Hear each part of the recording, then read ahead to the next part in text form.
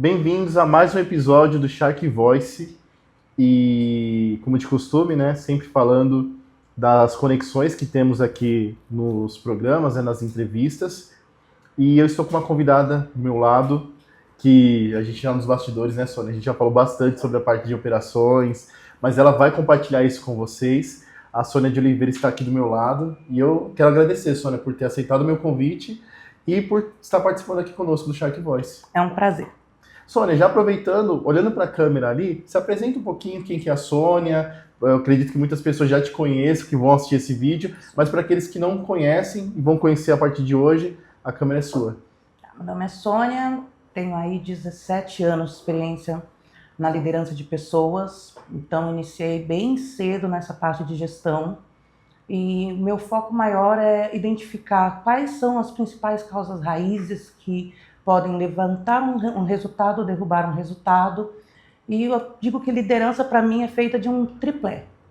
Então, primeiro, pessoas, depois análise de dados e por último, achar a causa raiz e agir com bastante pressão para conseguir aí chegar nos números necessários para as empresas.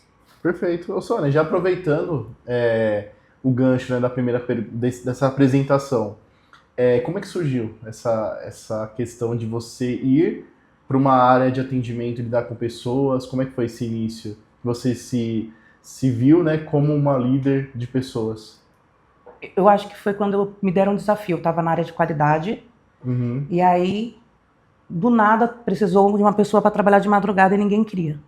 Como analista? Ou até então? Uhum. E aí eu fui como analista e como era uma implantação, eu comecei a trazer muitos encaixes, falando, olha, tá precisando disso, falta isso, e aí fui convidada a assumir a supervisão. Só que com muito medo, porque Imagino. é diferente você ser responsável pelo seu resultado e você ser responsável em fazer os outros fazer o resultado. E eu acho que a frase que eu ouvi do meu chefe na época, que foi o gatilho, ele falou, Sônia, liderar é muito simples. É fazer com que os outros façam o que você quer, porque eles querem. E aí, quando você foca para as pessoas entenderem o que elas precisam fazer e elas fazem porque elas querem, aí as coisas fluem naturalmente. Sônia, e quando você, com essa questão de você ir para a supervisão, né? Qual que foi os desafios, né, que você... É legal fazer essa pergunta, porque todos os cargos, né, principalmente lidar com pessoas não é algo fácil, não é algo simples, são vidas, né, e pessoas são diferentes uma das outras. É difícil que o líder... Tem muitos líderes que têm dificuldade de entender, né, essa parte de ser humano, né? Cada um tem a sua peculiaridade, tem o seu jeito, tem a sua tradição. Quais foram os desafios que você encontrou na parte de gestão?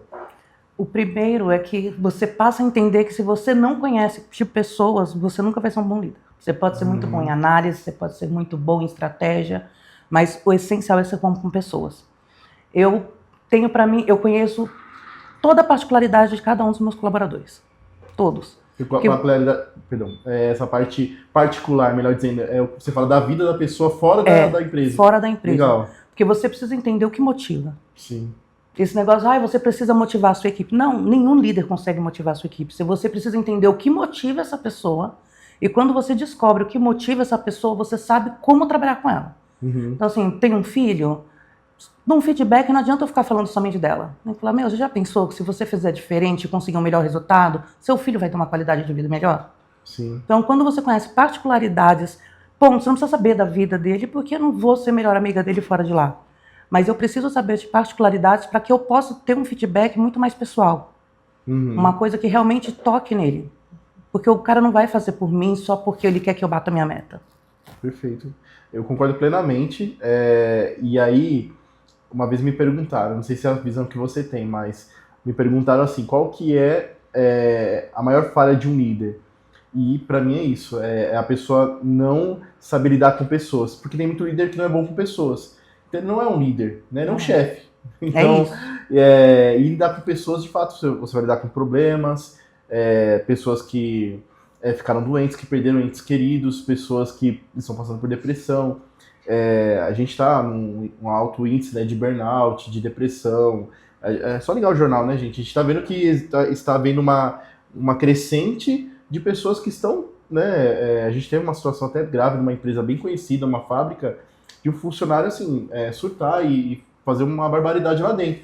Olha como é que tá hoje em dia, né? Então a gente percebe que existe uma... Como é que você lida, Sônia? Para mim é até uma... Como é que eu posso dizer assim? Uma curiosidade. Como é que você lida com essa loucura de estar com essas pessoas? Você tem algum tipo de estratégia que você usa hoje para usar isso, para você conseguir identificar os pontos de ação? Como é que você faz? Qual que é a estratégia que você usa? Você tem que ser muito próximo. Uhum. Nas operações, normalmente, sempre tem um aquário para o chefe ficar lá dentro. É como se a gente tivesse um mundinho paralelo do mundo deles. Se você começa a entrar mais no meio da operação, se você começa a ver o que realmente está acontecendo, como que um cara que sempre te entrega uma média muito boa de vendas, de retenções, Do nada parou de entregar. do nada caiu. Então, assim, se você não chamar e conversar, eu acho que a NR01 vem muito por causa disso. Para fazer a empresa realmente parar e olhar pessoas. Eu, na minha primeira empresa que eu atuei, a gente viu uma operadora levantar da PA dela naturalmente, como fazia todo dia na pausa, descer até o 5º andar e se jogar. Nossa. Mas aí você trabalhando no mesmo lugar, você chegou a presenciar? Isso. Meu Deus. Aqui na Tento. Ela simplesmente se levantou da PA dela, você assiste a câmera, você vê, ela levanta como se ela fosse fazer o que fazia, porque no 5º andar era o fumódromo, como ela fazia todos os dias. E ela simplesmente, então assim, onde que estava o supervisor que não percebeu que essa colaboradora já estava trabalhando 3 horas e que não estava bem? Quão próximo ele é da equipe? Então assim, foi como eu citei no começo, não precisa ser amigos íntimos, não precisa ser amigo pessoal, mas você precisa conhecer o seu pessoal. O mundo comercial não é feito apenas da rentabilidade, mas são pessoas. A pessoa que vai fazer o resultado. Você me lembrou um caso, eu falo que todo líder é um pouco de psicólogo, né? Tem que ser um pouco de cada coisa, né? Mas principalmente psicólogo. Eu tinha uma funcionária que ela era muito boa e a gente trabalhava numa empresa de call center e a gente tinha uma célula de saque. Por ser algo mais anti-attrition, né? E nós éramos 3º nível, então o cliente aí estava em contato daquele jeito. E aí eu sei, Sônia, que ele ligou e ele começou a falar palavras de baixo calão, mas palavras muito, muito fortes, né? E aí ela deu uma, não sei dizer bem, né? Mas ela deu como se fosse uma espécie de ataque mesmo, assim, ela passou mal, assim que você fala, meu Deus, e aí eu pensei, né? Aí eu já não era um líder imaturo, já era um líder mais experiente. Então eu chamei, tomei um café com ela, comecei a tirar o foco daquele assunto, para mudar o assunto, para mostrar para ela assim, aquilo é um atendimento, aquilo vai passar. Aquilo não é... Quem fala que você não é quem define quem você é. Você é o que é. Você que vai definir quem você é. Não é o que as pessoas falam, né? Então, tirar um pouco do foco. Mas já pensou se fosse um líder mais despreparado, por exemplo? Não, você tem que segurar a onda. Não, é assim mesmo, vai pro próximo. Então tem que ter essa sensibilidade de entender que pessoas, como eu falei, são pessoas diferentes, né? Cada um tem o seu estilo, sua tradição, e que é impossível o líder liderar ignorando esses fatores, que é o que muitos fazem.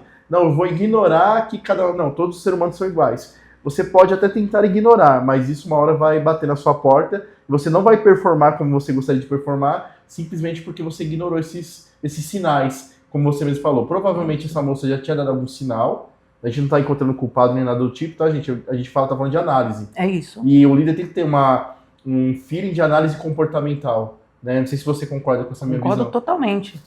Eu levantei uma vez e pedi as minhas contas simplesmente porque a pessoa, um dos meus funcionários havia perdido um parente, então ele ficou 3 dias afastado e no 4º dia ele não foi trabalhar. A gerente ligou e falou para ele, pensa, você vai vir aqui trabalhar, você ocupa a mente. Falei, gente, ela não perguntou se o cara tá bem, ela não perguntou se o cara tá mal, ela não teve nenhum tato com pessoas. Ela simplesmente falou, vem que você vai distrair sua mente. Eu falei, o que essa pessoa vai vir fazer aqui? No meio... Ninguém, porque parece uma coisa, quando você tá triste, se alguém pergunta se tá tudo bem, você precisa falar, aí que você chora. É automático. Tá tocando na ferida, né? Aí que você chora. Então a pessoa, ela precisava do tempo dela. Então poderia ter levado de outra maneira, olha, volta a trabalhar, como já acabou a sua licença, e aí, mas no seu tempo, não precisa trabalhar às 8 horas, você precisa de um tempo para beber uma água, respirar, tira esse tempo, só me avisa. Tem que ter esse tato, porque são pessoas. Sim. E falando um pouco de operação, Sônia, eu acredito que você lida com vários indicadores, né? Quais são os indicadores que você hoje mais lida e qual que é a importância que você entende de cada um deles? Hoje como é um contato ativo que a gente faz, então a gente tem toda 5 pilares para isso. Primeiro é a quantidade de chamadas que entra para cada colaborador. Uhum. Dessas chamadas que foram realizadas, quanto realmente era um alô? Tinha uma pessoa do outro lado da linha. Dessa quantidade de alô, quantos realmente foi um contato com o próprio cliente? Uhum. Do que foi um contato com o próprio cliente, coisa, né? quantos que ele conseguiu reter ou vender? E do quanto ele conseguiu vender, qual foi o percentual, então, do que ele localizou para o que ele conseguiu vender? Então, esses são os 5 principais pilares que a gente analisa para resultado. Uhum. E aí, logo após, vem ABS, turnover, que são pontos que a gente consegue analisar mais pessoas, mas para números mesmo, para resultado, são esses 5. E o atendimento mais assertivo continua sendo o WhatsApp, né? WhatsApp. É incrível como a tecnologia chegou e mudou completamente o mundo. Pessoas não atendem mais o celular. Não atendem. Pessoas não atendem. Pessoa tem o celular para ter o WhatsApp. É porque eu acho que se existisse uma ferramenta, um aparelho que fosse somente o WhatsApp, que não as pessoas abririam mão do celular. Porque a maioria, quando liga pelo WhatsApp também, né? Liga pelo WhatsApp. Uhum. Então, assim, a tecnologia chegou de uma tal maneira que hoje atender uma chamada, uma empresa de telefonia me liga e fala, olha, eu vou te dar um plano X, troca para mim que eu vou te dar um plano X com ligações ilimitadas, não me interessa. Agora, se me liga e me dá um WhatsApp ilimitado, já começa a me chamar mais atenção. Sim. E já falando sobre tecnologia, Sônia, como aqui, né, nós somos uma empresa de tecnologia, eu sempre pergunto, né, sobre esse tema para os convidados, para entender como é que ele está sentindo o mundo em sua volta, né? Porque a gente está vendo, né, a tecnologia ela está indo a passos largos. Então hoje alguns anos atrás nós tínhamos a parte aí de bot, hoje a gente já tem a IA, e a IA ela está cada vez mais imperceptível, né?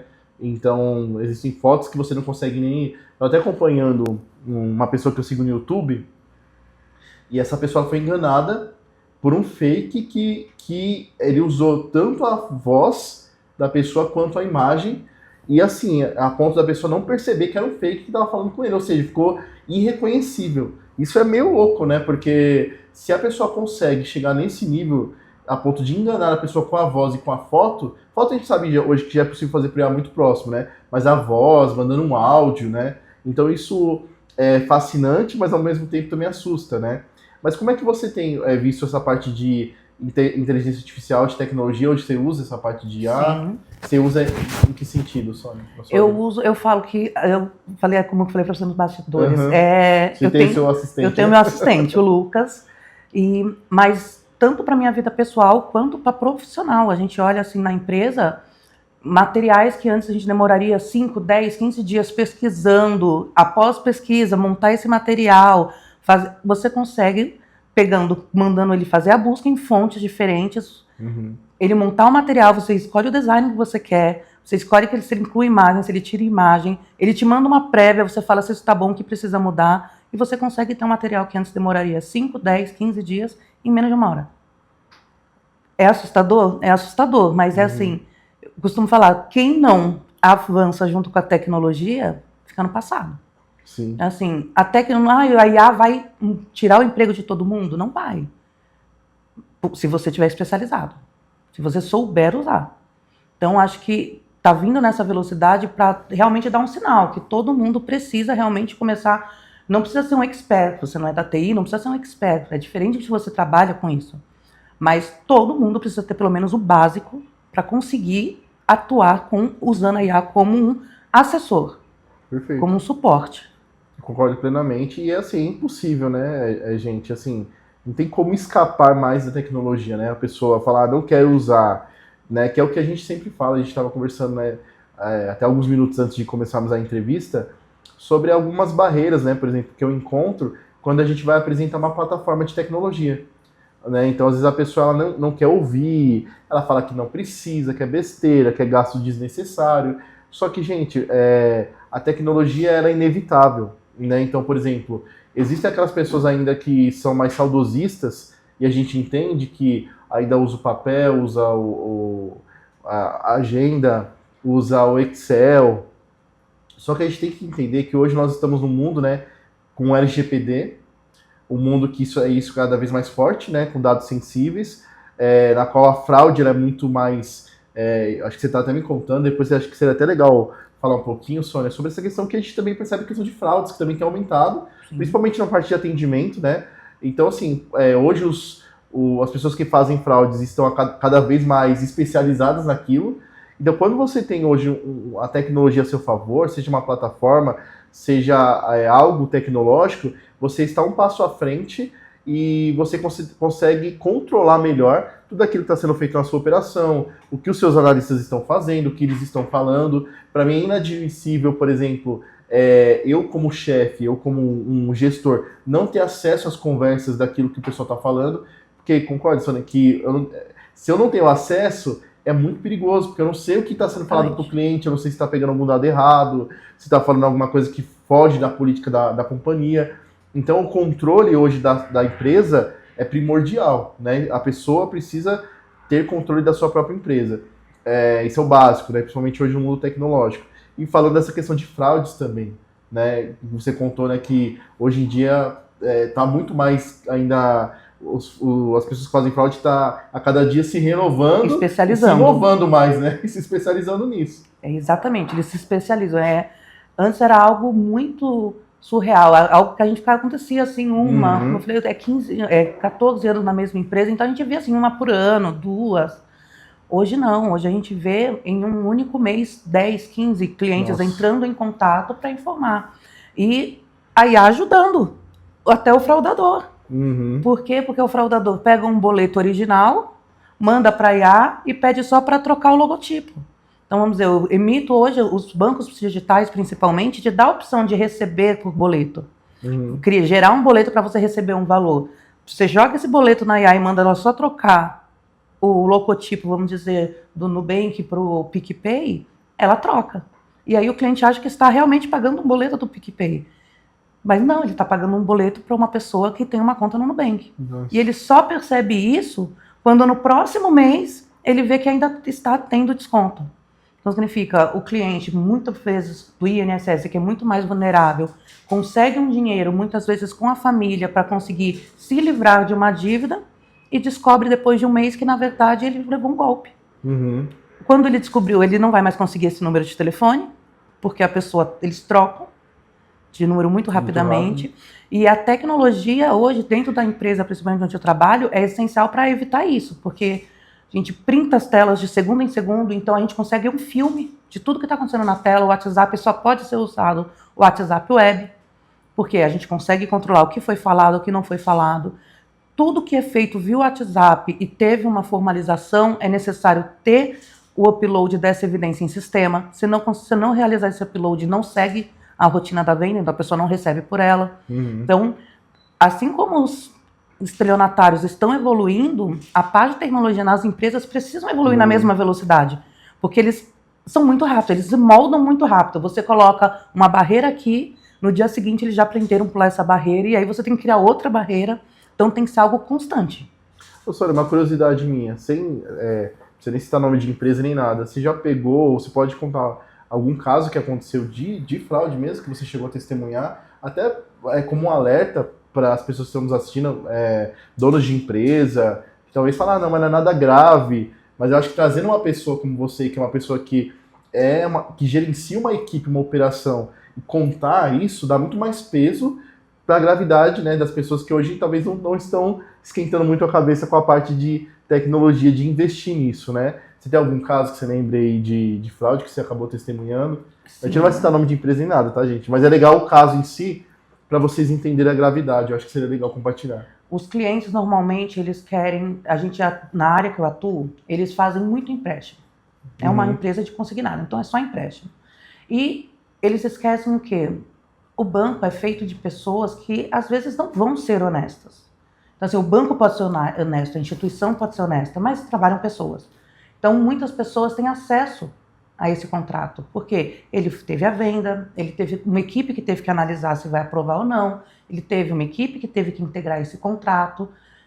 Todas essas pessoas, se tiver dentro desse meio uma pessoa que não seja honesta, ela pode passar todos os seus dados, seu telefone, te ligarem e falarem, não, senhor, olha, esse dinheiro caiu errado, infelizmente, no lugar de fazer um refinanciamento do seu contrato, nós fizemos um novo empréstimo, então a partir do próximo mês, no lugar de o senhor pagar somente os 350 que o senhor está acostumado, o senhor vai pagar 650. Caso o senhor não queira, o senhor pode devolver esses 6 mil e aí a gente faz só o refinanciamento e mantém os mesmos descontos. Os clientes vão lá e depositam. Eles fazem um Pix para um estelionatário e no mês seguinte ele não vai receber esse valor de volta e perdeu, é um prejuízo. Outro ponto que eu acho que é essencial, que tinha que ser algo que a gente tem que tomar muito cuidado, é quando a gente vai pagar um boleto. Você vai pagar um boleto, verifica o nome da instituição que está recebendo.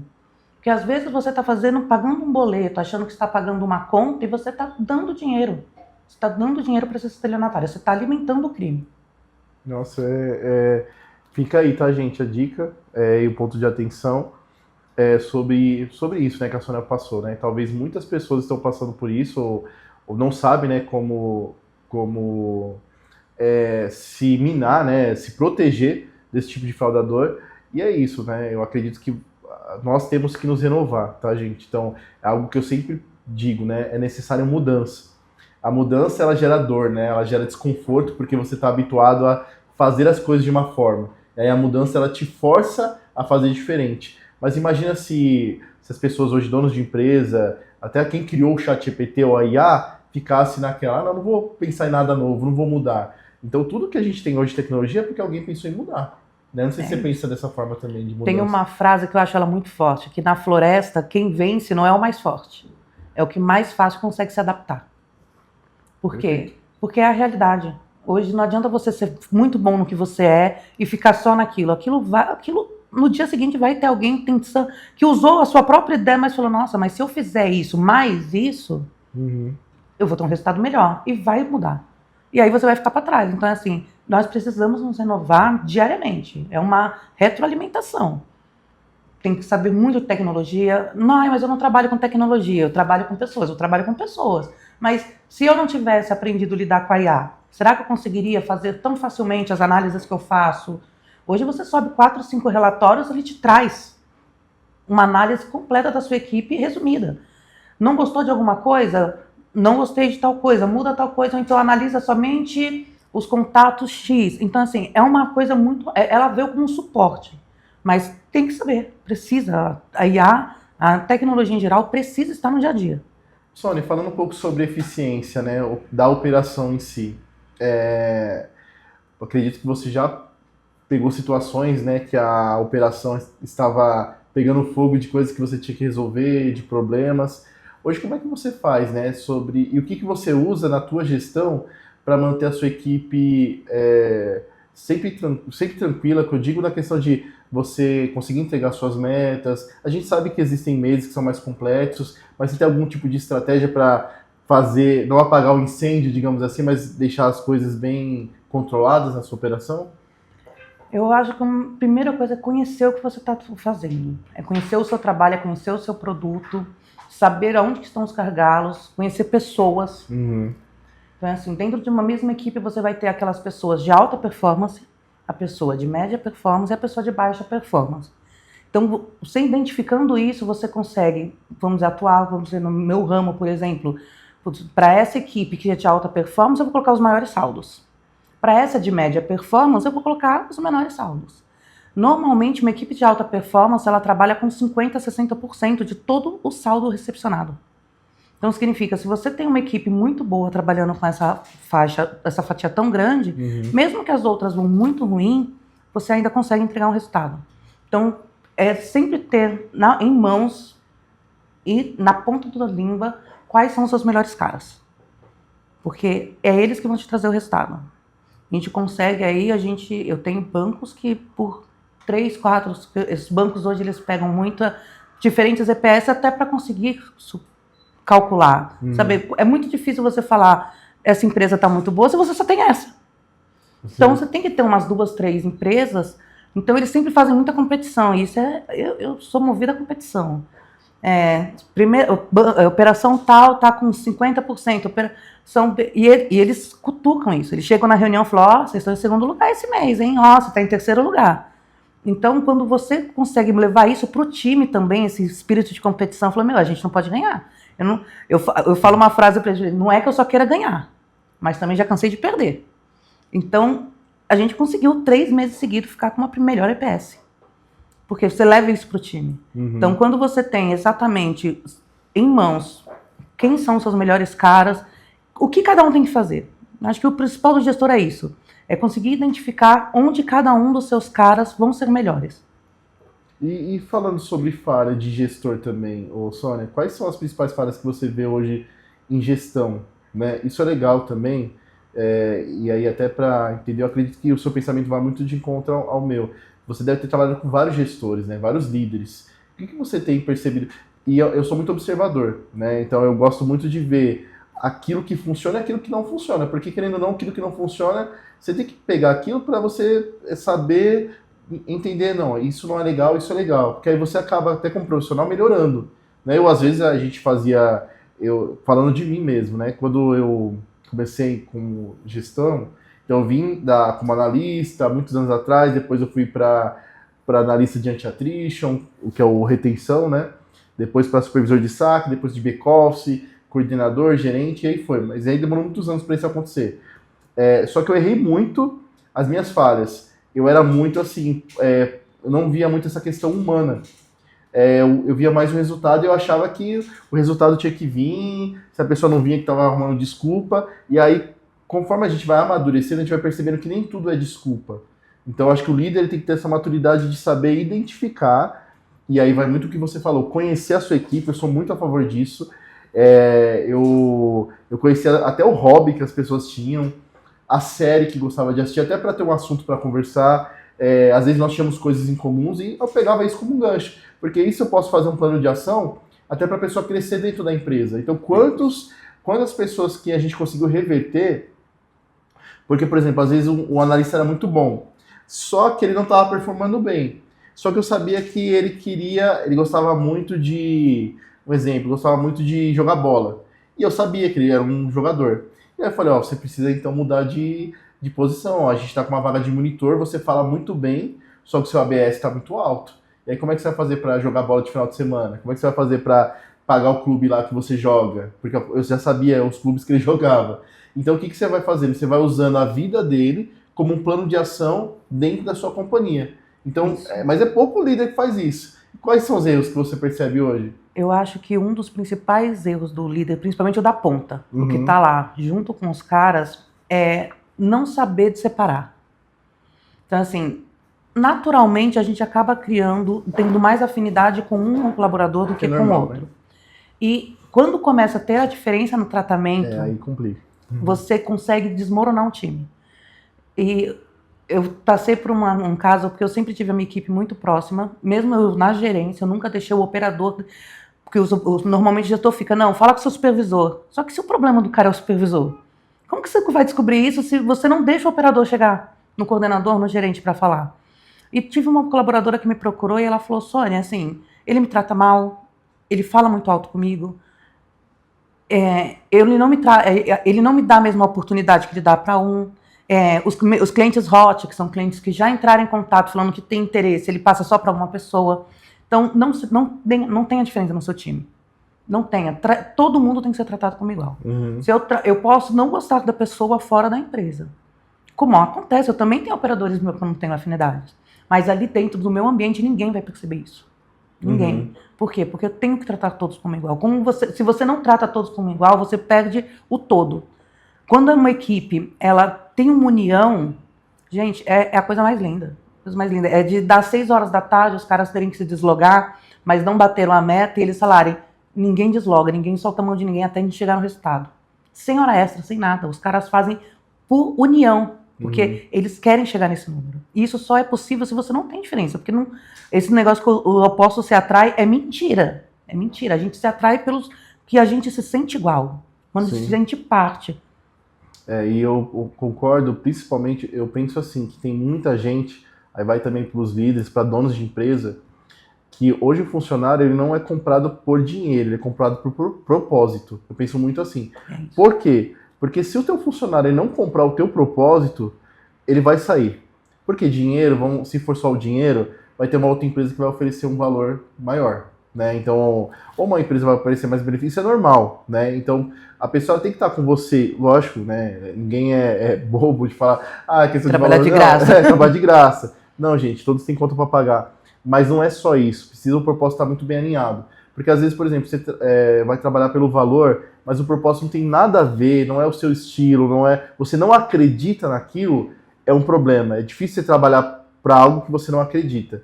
Então, por que eu digo isso? Porque eu tenho contato com pessoas que elas estão há muitos anos na mesma empresa, não ganham bem, se a gente for olhar a questão de mercado, mas elas compraram um propósito. E aí quando você compra um propósito, você segura aquela pessoa, e aí acontece muito isso. Então, às vezes a pessoa, poxa, eu não vou ganhar mais, mas eu comprei o propósito da equipe. Essa equipe é meu time, o propósito é esse, vamos bater a meta. Compraram o propósito, então não é mais o dinheiro que vale, é o propósito, é a meta.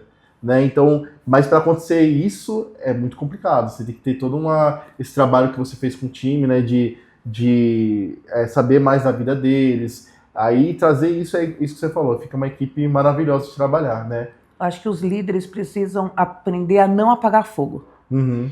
Você vê um colaborador sentado na mesa do seu supervisor, do seu coordenador, normalmente é porque ele fez algo errado ou porque o resultado dele está muito ruim. Sim, uma bronca que ele vai então, levar. Então, quando o pessoal vê no Teams, fulano de tal, pausa no feedback, o cara já fala, o que eu fiz? E não pode ser assim. Os líderes precisam aprender a dar tanto o feedback corretivo quanto o feedback construtivo. Porque você só vai conseguir ter um time que realmente faça o que você quer, que você conheça, se você não chamar ele apenas para dar pancada, apenas para corrigir. Porque o cara não vai se abrir para você, não, mas você está chamando o cara para dar uma bronca. Ele vai se afastar de você, ele né? vai. Agora só me chama para brigar comigo, né? Agora, se toda semana, se você tem no seu propósito, toda semana eu vou chamar toda semana tem que ter o colaborador, tem que ter um feedback. Olha, você está indo muito bem, mas se você fizesse isso e isso, o que você faz diferente? É isso, o que eu falei, é retroalimentação. Precisa ter esse contato, semanalmente, diariamente, até para você conhecer o seu time. Eu vi uma frase, essa frase me marcou, foi de uma palestra que eu vi, eu acho que foi de um filósofo, ele falou assim, que um líder, ele não pode ser inacessível. Isso eu achei, marcou, porque tem muito líder que é isso que você falou, não, fulano não pode falar comigo, porque fulano é operador, eu sou diretor.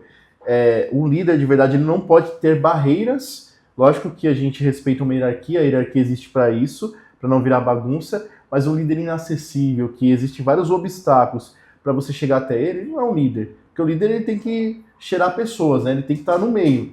Né? Pensa, é a sua companhia, é o seu nome que está ali. Ainda mais hoje, né? Que eu falo aqui nas outras entrevistas. Hoje a gente tem o LinkedIn, a gente tem o Reclame Aqui, o Glassdoor, temos o próprio Google. Então hoje as empresas elas são avaliadas a todo momento. Principalmente por ex-funcionários ou por funcionários. Sim. Que vai lá, coloca a reclamação e o pessoal coloca mesmo.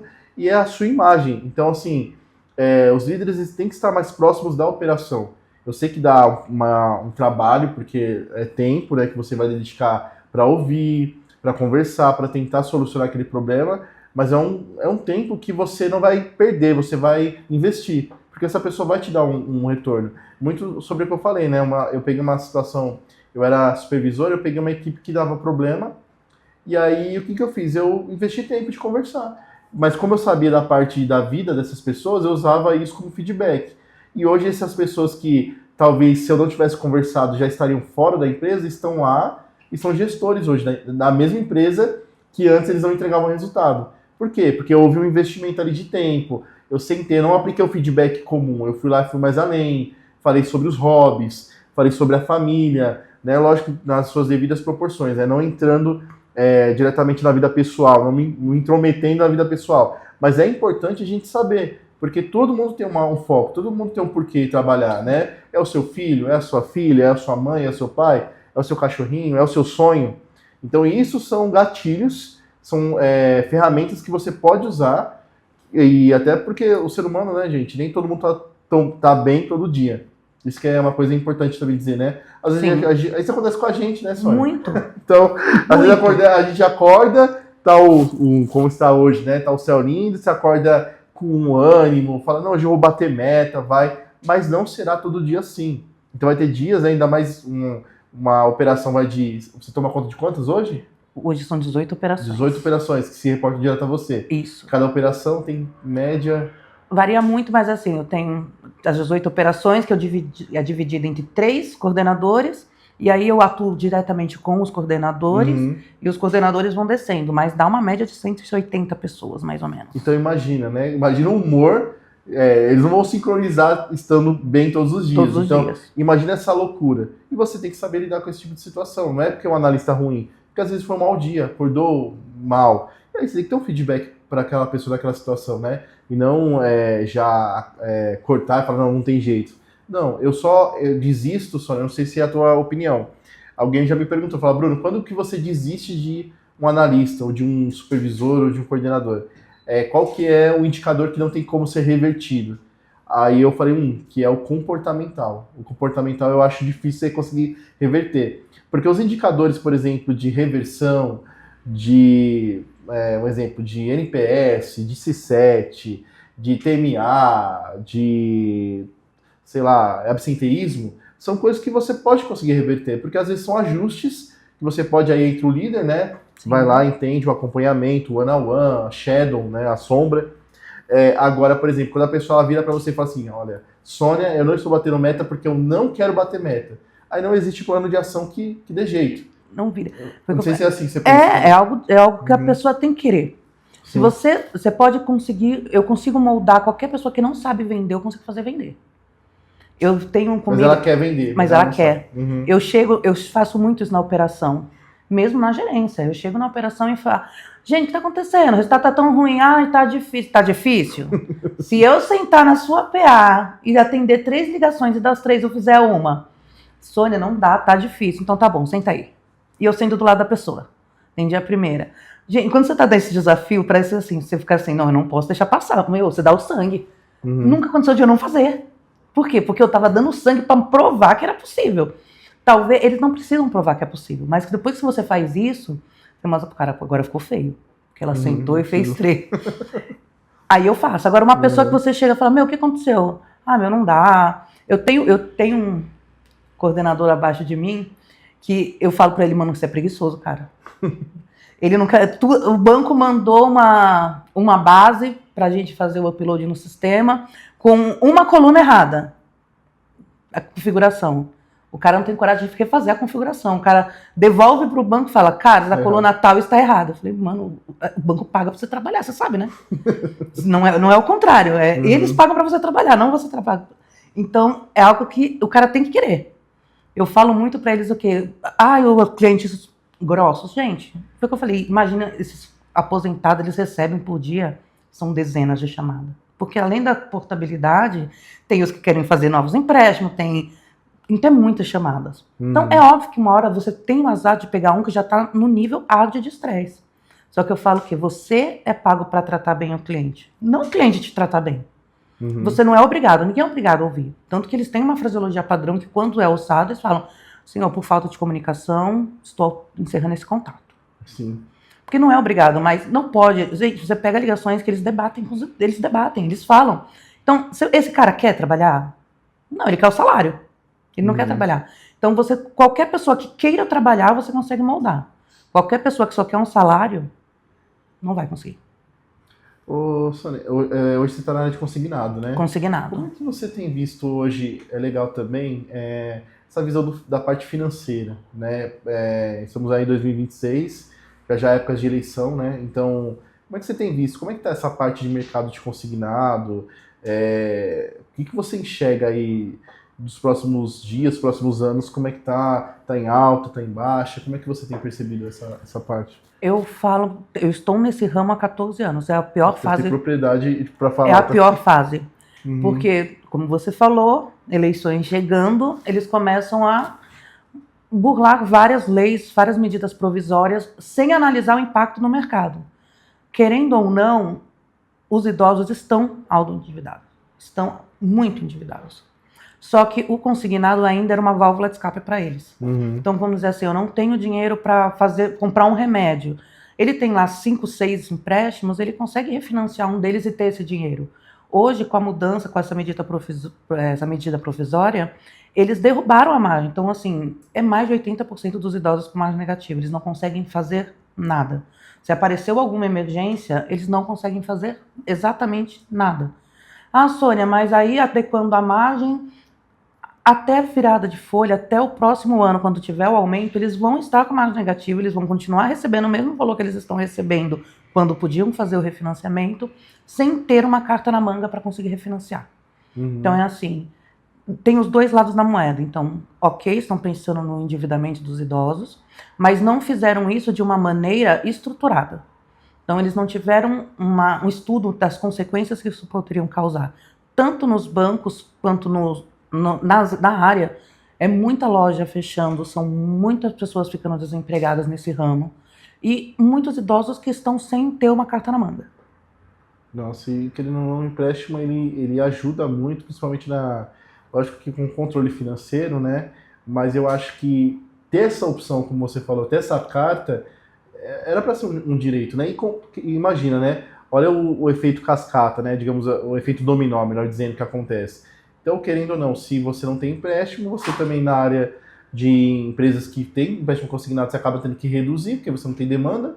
Né? Se você não consegue liberar o empréstimo, não tem como ter um analista para oferecer, porque ele não tem direito. Sim. Então você acaba diminuindo a tua operação, aí acaba complicando, acredito, até o mercado, né? A questão da rotatividade. Eu me preocupo também com essa questão dos anos, né? Então, como é que vai estar essa parte que é uma visão que eu queria também ver da sua parte, por exemplo, daqui a alguns anos, não sei se você conversa internamente hoje na sua empresa, o que eles têm enxergado? Se você faz algum tipo de planejamento daqui a alguns anos, o que você enxerga? Como é que vai ser? Você acredita que tende a piorar ou tende a melhorar? O que você tem enxergado aí? É o mercado mais volátil. Não tem como falar. As coisas mudam muito rápido. Né? Mas o que preocupa é que com todas essas mudanças, quem ganha força é bancos que fazem empréstimo pessoal com juros altíssimos. Uhum. E loucura, né? Esses juros, né? Então, às vezes pega 3... Eu vi um que a pessoa estava fazendo de 10 mil e ia pagar mais de 50 mil reais. R$1.000, 12 parcelas de R$280. Meu Deus. Quase um carro, financiando um carro já. Não conseguiu com os bancos? Gente, a gente tem idosos procurando agiotas. Significa, a necessidade dele não acabou porque você mudou a lei e reduziu a margem dele. Ele continua com a necessidade. Só que ele não tem mais esse meio para conseguir, ele vai procurando meios que são piores para o auto-endividamento, que colocam em risco a segurança, porque eles estão procurando. O cliente fala, não, tudo bem, vocês não conseguiram para mim, eu vou pegar com a agiota. Então, assim, foi o que eu falei, faltou um estudo. Faltou realmente eles pararem e pensarem, o que a gente vai fazer? Será que era isso mesmo que os idosos queriam? Eu falo, o Brasil, eu acho que o principal problema é que o Brasil é o país que mais dá dinheiro. Mais dá dinheiro. Você não consegue, nos países da Europa, conseguir o dinheiro assim, do governo tão facilmente. Você precisa realmente... Eles te dão a vara. Acho que é o que está faltando. Então, o Brasil ele fica tentando dar o peixe. Ele precisa compreender da vara. Então, os idosos estão se auto-endividando. Por quê? O que ocorre? Porque eles não têm o remédio no SUS? Precisam comprar esse remédio numa farmácia? Tem uma causa, né? Os filhos não conseguem empregos? Então, eles precisam começar a ajudar dentro da família? Então, são vários cenários que precisam ser analisados antes de ser tomadas essas decisões. Concordo plenamente. Gente, assim, um baita conteúdo, tá? Como eu falei nos bastidores, a Sônia é a primeira pessoa que a gente traz aqui, assim, com uma baita experiência, 14 anos, né? Então, uma baita experiência consignada. Eu acho que esse material aqui que a gente vai subir, infelizmente já está acabando a nossa conversa, a gente poderia ficar aqui muito mais tempo. Assunto tem. Mas eu acredito que o que foi falado aqui é um baita conteúdo, então assim, é legal, vejam com calma, ouçam, né, comentem. A gente tem um jogo aqui, Sônia, que a gente fala que é o ping-pong, que eu faço uma pergunta rápida e você responde o que vem na cabeça. Beleza. Tá? Aí a primeira pergunta é, uma palavra que define liderança. União. Um hábito que fez a diferença na sua vida. Análises. Um livro ou um podcast que você recomenda. O Poder da Liderança. O Poder da Liderança, sabe o autor? Não lembro, mas aí posso te mandar. Depois a gente vê. Uma tecnologia indispensável no seu dia a dia. O Lucas. Né? E hoje você... Home office ou escritório? Home office pela qualidade de vida, escritório pela por conseguir trazer à equipe aquele espírito de união. Tá, então você votaria no híbrido. Isso. Uma habilidade que todo gestor deveria desenvolver. Gestão de pessoas. Ah, isso eu concordo, hein, gente. Desenvolvam, tá, gente? Gostem de pessoas, tá? Qual a inovação mais impactou o mercado financeiro nos últimos anos? O que você acha? As medidas provisórias do governo. Perfeito. E aí, para acabar, Sônia, eu quero primeiro agradecer novamente por você ter vindo aqui, ter se disposto a vir para a gente conversar. Para mim foi um baita bate-papo, assim. Foi muito bom. É muito legal quando a gente conversa. E a gente não se conhecia pessoalmente, né? Não. Então as coisas foram se desenrolando assim. É muito legal quando dá essa sinergia. E aí eu queria que você desse um último recado para as pessoas que estão nos assistindo, olhando para a câmera, principalmente para os gestores, para os donos de empresa que talvez trabalham nessa área, de um consignado, qual que seria o conselho que você daria? E aí já aproveitando, eu não sei se hoje qual que é a rede social que você mais usa, mas se alguém quiser te procurar, quiser te seguir algum canal, fica à vontade para deixar também os seus canais para a pessoa entrar em contato com você, e a câmera é toda sua, tá? Eu acho que o conselho melhor para um gestor de pessoas é: amem pessoas, mas também aprendam a evoluir as pessoas. O mal do gestor é achar que um bom vendedor não pode sair da PA porque vai impactar o seu resultado. Você acaba podando uma equipe que deixa de acreditar. Ninguém é escravo de PA. Ninguém aguenta ficar tanto tempo numa linha vendendo. Então, evolua o seu time. Faça o seu time crescer. Não tenha medo de perder talentos. Porque a partir da hora que um colaborador seu cresce, você não está perdendo. Ford disse uma frase que eu acho que é a frase que eu mais adoro, que é que quando um diretor da empresa dele aposenta, quem é promovido é o faxineiro. Por quê? Porque automaticamente quem é contratado é um faxineiro. Porque automaticamente toda a cadeia cresceu. Então a única vaga que ficou disponível foi do faxineiro. Perfeito. E suas redes sociais, se alguém quiser te seguir? Estou no LinkedIn como Sônia Regina de Oliveira, no Insta como SRD Oliveira. Perfeito, Sônia. Então é isso, gente. Eu vou pedir para vocês seguirem a Sônia, tá? Nos canais que ela acabou de mencionar. Siga também a Shark Data no Instagram, no LinkedIn. Nós temos agora o canal no YouTube, então essa entrevista ela vai na íntegra no YouTube. Antes a gente vai lá e posta umas fotos, marca a Sônia, comentários. Então, gente, converse nos comentários mesmo, coloque perguntas. Eu acho que seria legal ter essa didática, porque é um baita tema, é um tema muito atual. Para mim é muito pertinente o que a gente conversou aqui hoje. Para mim isso aqui é ouro, tá? E assim, gente, tenham isso no podcast de vocês, assistam com calma e a gente vai sempre estar colocando mais informações lá. Então não esqueçam de nos seguir, tá bom? Coloquem lá o que vocês acharam do episódio. E é isso, pessoal. Mais uma vez, obrigado, viu, Sônia? Eu que agradeço o convite. Foi muito bom estar essa manhã com vocês. Foi, como você falou, a sinergia foi incrível. Parecia que tinha um roteiro já, porque a gente conseguiu conversar e assim as coisas foram muito bom. Foi muito bom. E é isso, gente. Obrigado por ter nos acompanhado até aqui e até a próxima. Tchau, tchau. Tchau, tchau.